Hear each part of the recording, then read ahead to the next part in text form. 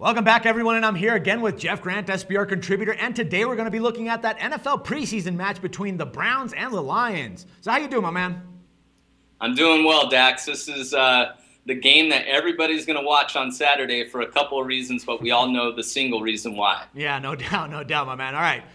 Just like you said, the media and the Browns fans, they're all going nuts, and it's because of Manziel. But what's the latest news between the competition between him and Hoyer? Manziel is going to get all his reps with the second team. They're going to give Hoyer a chance to really establish himself as the number one option on the depth chart.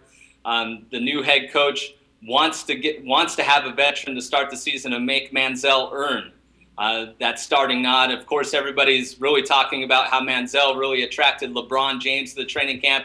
I just don't think this team is ready for this preseason opener, especially with these quarterbacks. Neither of them are really good in terms of a professional. Of course, Manziel has the opportunity of becoming a solid NFL quarterback, but he's never done it at this level. So right now, expect him to be solely the number two option as the Browns want to name a starter heading into the third preseason game. Right. No, and either way, they did mention that they didn't want him to start. They wanted to go with Hoyer. But anyways, I mean, camp has been going on for a couple of weeks now. What have the Lions players been saying about their new head coach, Jim Caldwell? It's all been positive for the Lions. They've moved past the Jim Schwartz era. That was really one that allowed the players to really just run around and create havoc and really undisciplined football. A lot of unsportsmanlike penalties. Yeah. Don't expect that under Caldwell's watch. He's a respected man in the National Football League. Of course, he took over for Tony Dungy with the Indianapolis Colts when he retired. Had a good season or two, then moved back to his offensive coordinator role to gain more experience in learning how to manage players under his direction. Now he's better suited to be a head coach, so I'm expecting big things from the Lions in 2014. Yeah, so do I. And with all that being said, we all know that Matt Stafford has a pretty good arm and, well, definitely a fantastic wide receiver in Megatron. But what can we expect from him this year?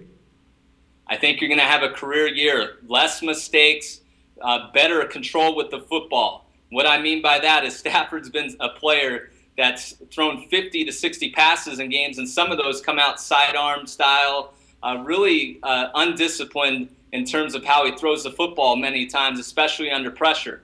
Expect a more balanced offense now that Reggie Bush is in his second year in the Motor City, and they have a capable offensive coordinator coming over from the New Orleans Saints who really taught Drew Brees how to take care of the football. So expect less turnovers and more scoring opportunities, and it always helps to have Calvin Johnson on the perimeter. Right. So, my man, in your article, you're talking about how you're digging the Lions in this case. Can you elaborate a little bit more on that? I'm going to back the Lions solely for the fact of this video. I'm probably not going to play the game. I'm probably just going to be an onlooker. It's very difficult to get a gauge on this game. Yeah. But I think Hoyer and Manziel are going to press the issue in trying to win that starting job, and that could lead to some early turnovers and some scoring opportunities for the Lions to take advantage while Stafford and Johnson are in the game, two players that will likely just play a series or two. So I think that is an advantage early on. So I'm going to suggest backing the Lions. Well, I kind of doubt that Johnson will be in the lineup, but yeah, I do believe that the Lions have the shot on this one. All right, Jeff, I thank you once again for all your insights, and I'll talk with you on Monday, my man. Thank you. And for SportsbookReview.com, this is Dax Floyd.